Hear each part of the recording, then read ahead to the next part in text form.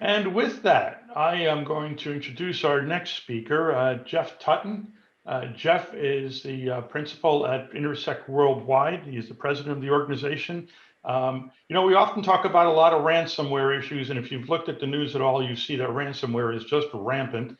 We talk a lot about how to protect against it, how to do incident response, and this time we're going to have a little different perspective on how do you recover when you get hit, because it's not if, it's when. So with that, Jeff, I'm going to pass it over to you. Thank you so much. Okay, perfect. Can you hear me okay? Yes. Okay, perfect. So for those who don't know us, we're a cybersecurity, full service cybersecurity firm and do incident response and forensics, as well as many other things, founded in 2009.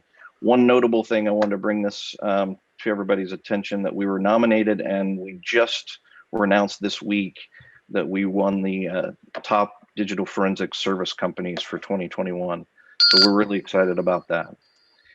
Joining me today is also our Vice President of Forensics and Incident Response, Bill Corbitt, and he's got over 30 years of experience in the industry, former federal agent specializing in cybersecurity and forensics and for the military.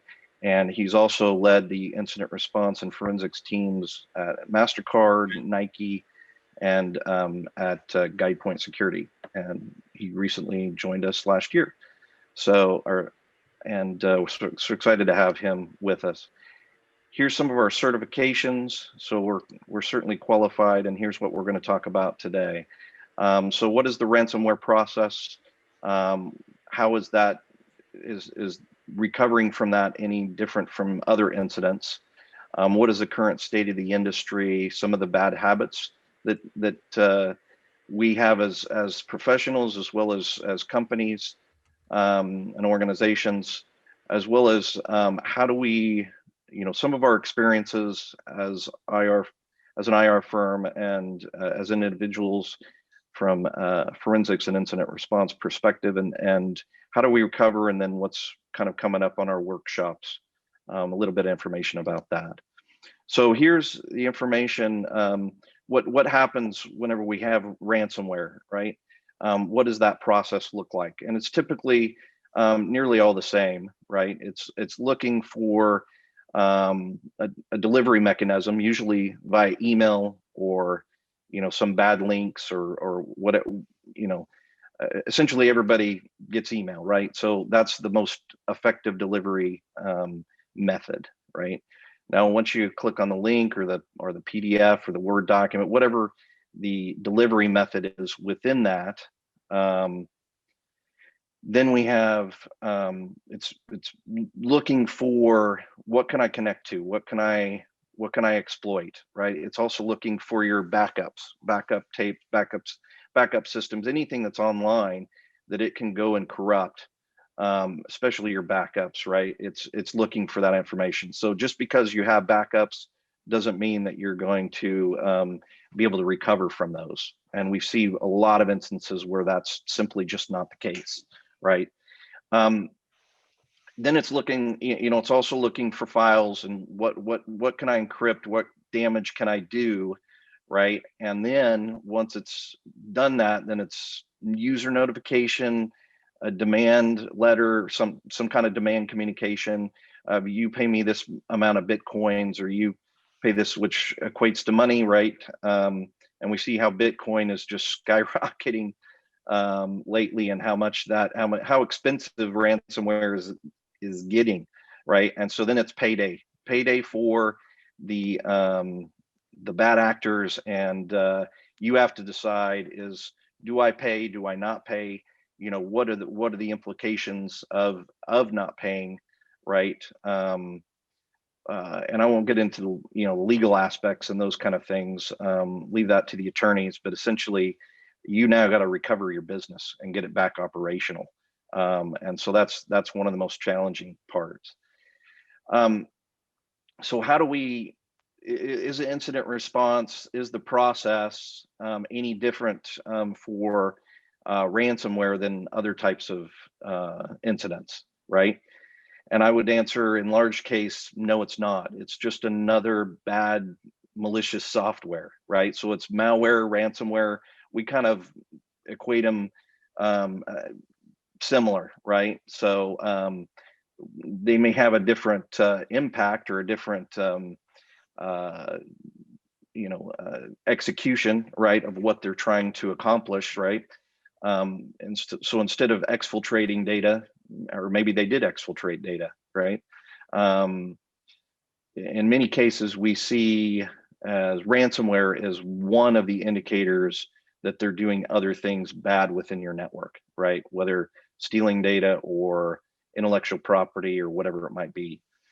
So the process that we do is initial response, try to contain the issue, quickly remediate and try to get the company back operational, then eradicate the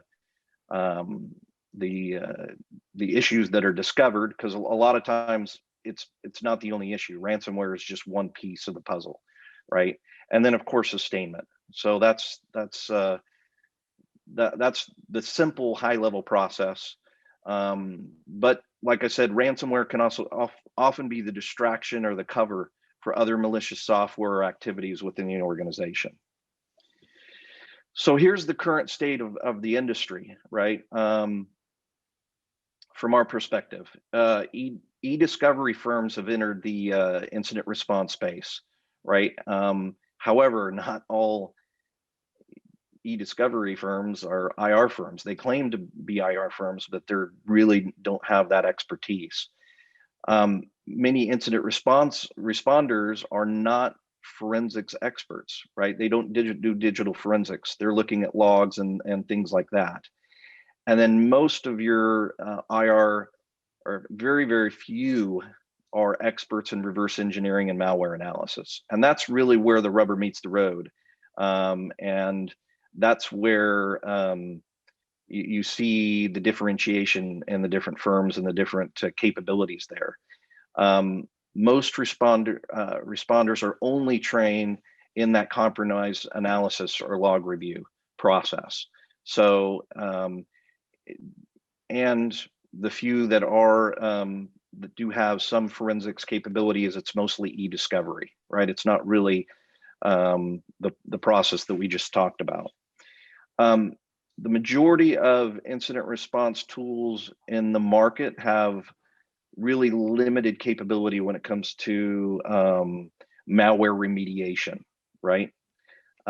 There's and Bill can talk to this a little bit more when I turn it over to him, but essentially there's too much dwell time, and dwell time is critical when you're talking about ransomware and malware. Literally within minutes, it can be deployed and your infrastructure and your data destroyed, right? So a lot of the security tools out there, they're getting better, but most of the tools out there, you're talking about 24 hours or more in dwell time, right? And so that can just spell catastrophe. So if your IR and forensics so-called experts are utilizing some of these tools, it can create a absolutely devastating situation, right? And Bill may indicate a little bit this, but Bill and I have both been as and are as currently as expert witnesses in some of the lawsuits that are between companies and the IR firms, because it's their second or third breach and some of the things that are happening around that, right? That truly were e-discovery exercises versus actual IR and forensics cases. Hey, Jeff, we have a question I thought Yes. might be appropriate for me to jump in here. Can Sure. you speak briefly about the SolarWinds situation and specifically how vulnerable companies are that use vendors like SolarWinds to penetration and data theft? Yeah, absolutely. I actually have Bill talk about that because he's definitely more up to speed and got a lot of knowledge there. So let's see here. Sorry, my bad. All right, so just so I'll answer that question in just a few minutes here, or have Bill answer that. Some of the tool, there is tool consolidation and acquisitions that are happening, very quickly in the marketplace. Just late last year, a forensics firm called named Crypsis was acquired by Palo Alto. So things like that are happening. And then, of course, we all know many of the incident response teams are directly tied to their own vendor tool set, like Mandiant and CrowdStrike, and now Palo Alto as well, right, with the acquisition of Crypsis. So that's could be a good thing, but also there's some challenges there as well if they're of how effective, and we change tools based on needs and what we see in the marketplace, and definitely whatever the requirements and the tool and toolback is required to do the job. So I'm going to turn over to Bill to kind of take it from here and hopefully answer many of your questions, and we can do Q&A at the end. But I'll turn it over to you, Bill. Can everybody hear me okay? Hello? Hello? I can hear you. Okay.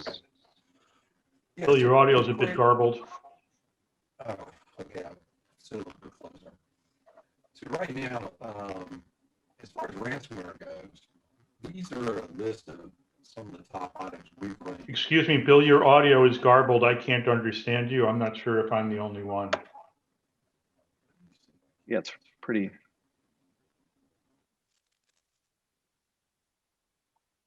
Can't Now hear it's you, muted. Bill.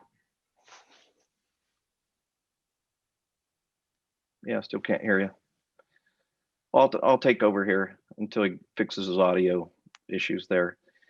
So some of the bad habits that we see in organizations. About this better? Yes, much better. Thank you. Much better. Oh, okay. Yeah, thanks, Jeff.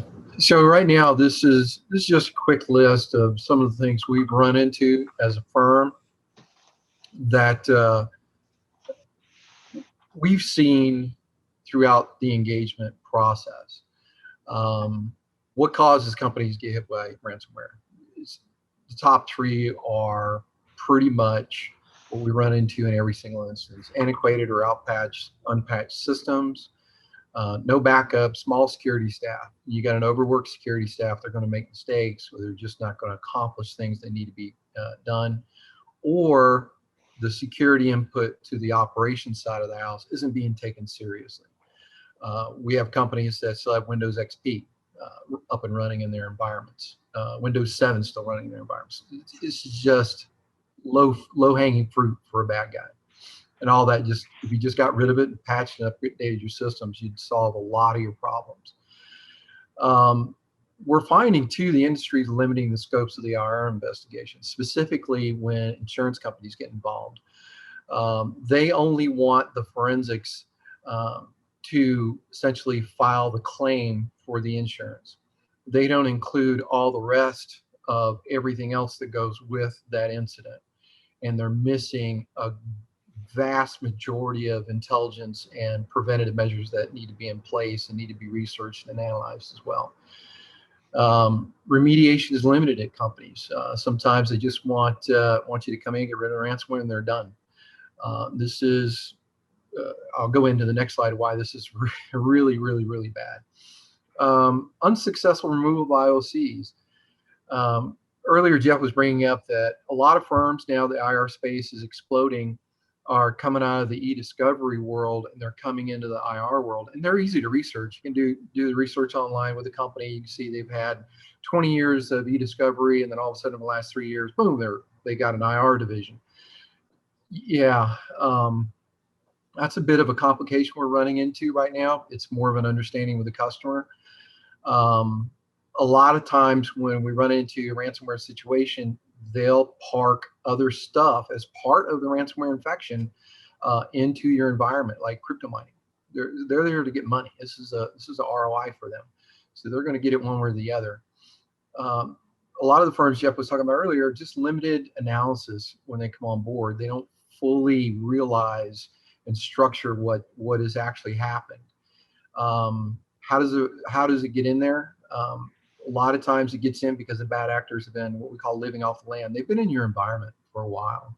We've seen threat actors living in the environment for, I think the longest I've seen is 7 years. Over the last 3 years, we had a customer, the threat actors were living inside the environment for 2 years. Predominantly, it's anywhere between 6 months to 3 months. They're inside and they're learning. They're just learning, watching you, seeing what you do, seeing what other accounts they get access to. Bill, can you define that term as living off the land? What that means? If that's they're using your system to feed their attacks. They're using your compromised user accounts. They're using your environment. They'll and I'll go into it in the other slide, but they'll use your file servers, your databases. They'll park their tools there. They'll get additional remote access. Typically, on average, there's not just one way in. There's about 5 to 7 ways in they've figured out. So when you come on board and you're remediating with the customer, it isn't removing one way in. There's multiple ways they've figured out how to get in. So one of the things to bring out there is often firms are just looking for malware. By the time that they're living off the land, the malware's long gone. Now they're utilizing your own approved software, your remote tools, all of your tools that you have approved as a business. They have administrative access. A lot of times we've seen that they're actually patching systems for you because they need a new version of Perl or Python or some other script or some other language that is required to run their tools. So that's kind of really truly living off the land. Is the malware's gone. If you're looking for malware, you're chasing your tail. Yeah. Next slide, Jeff. So during the infection phases, the threat actors typically will always establish a beachhead. Let me explain that. So they don't want to be transporting their tools across your wire as you're encrypted. And the reason why they don't want to do that is they know your sensitivity's increased. They know that you're looking or you're remediating or you might have called an IR firm. Remember, they've been there, and some of them up to 2 years. So they're going to establish a beachhead. What's the beachhead? It could be anything from a desktop, laptop. Typically, they're a file server. Sometimes we see them going into cloud environments, the iShare cloud environments, the Office 365 environments, and they'll put their utilities, their malware, up in those environments so they can deploy them at will inside. It isn't just one type of malware, ransomware you're looking for. There could be multiples. And once they get access to those file share environments, everybody has access to them, and everybody could click on a document that could be loaded up with a Trojan or malicious software, and it'll start deploying again, but this time with a different type of malware or ransomware. The beachhead is what's critical, and in the complications come in when the analysis isn't performed at a level to which the responders are aware they need to start looking for the beachhead. I haven't been on an IR in 7 years now to where there wasn't a beachhead. So there always is one somewhere, even if it's one Trojan that has been activated, there is one somewhere. And they're just waiting for you to come in and think you got everything cleaned up, and now the second attack comes.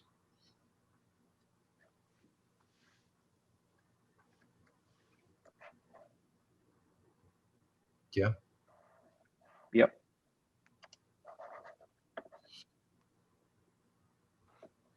We've Okay, got about rollback. 1 minute left, folks. So Sure. Rollback is important, and we use this in our deployment methodology when we're responding, and it's happened to us while we've been on site, is when there's a secondary infection, we have the capability to roll the system back prior to the secondary infection. And that saves the customer not only having to fight a second ransomware infection, but also saves the customer in recovery of those systems. We can roll that system back, bring it in prior to the infection, pull that second piece of ransomware or Trojan off the system, analyze it, and now we have all the forensics related to it, how it got on the system, deployment methodology, the impact. So we're ready and waiting for them while we're there. You know, the operational limits of that is it has to be deployed on the endpoint. It has to initialize its baseline. And once the baseline's done, we're ready for the second attack if it comes. A lot of times we catch it, but I have been on site when the second attack did occur. Right now, we got 2 workshops going. One is the recovery from ransomware, and there's a brief overview of what we covered during that. The second one is important, and it seems to be an emerging market. We've done these engagements in the past, very word of mouth, not really advertised for them, and that is corporate counter espionage. That was one of my fields of expertise, and I've molded that into a corporate offering. A lot of companies don't know where to reach. They think they can reach the FBI. Well, the FBI handles that. No, it's like reaching to the FBI for their IR team. They don't have one. So the FBI deals with matters of national importance as it's directed by the State Department or Department of Justice. And 9 times out of 10, you have no avenue to pursue. At Intersec, we have that team assembled. We work in 2 engagements right now with companies who have lost massive amounts of intellectual property, but still doesn't hit the investigative venue for the FBI to get involved. And once we're done, if they choose to go to prosecution with it, we'll help them build a investigative summary and brief the FBI as well. We've done that a couple of times too. One was a very large engagement we did with a major U.S. chip manufacturer. So we have the expertise in that field, but it's also good awareness to realize you actually could be working with the enemy. So that's all the time that we have. We didn't get to answer the question, sorry, about SolarWinds, but I don't know if we have another minute to just answer that question, but we can certainly take that offline and cover it in depth on our next, in one or both of our workshops. So we welcome you to join. And I want to thank you, Jeff and Bill. That's awesome. And again, these are quick hitting sessions here with sound bites. We're really covering quite a big range of things. And you guys certainly have been in the throes of a lot of this. So we really appreciate you sharing all of that information. And I do encourage everybody to sign up for those deep dive workshops in February. And, you know, offline, send any questions you might have over to Jeff and Bill.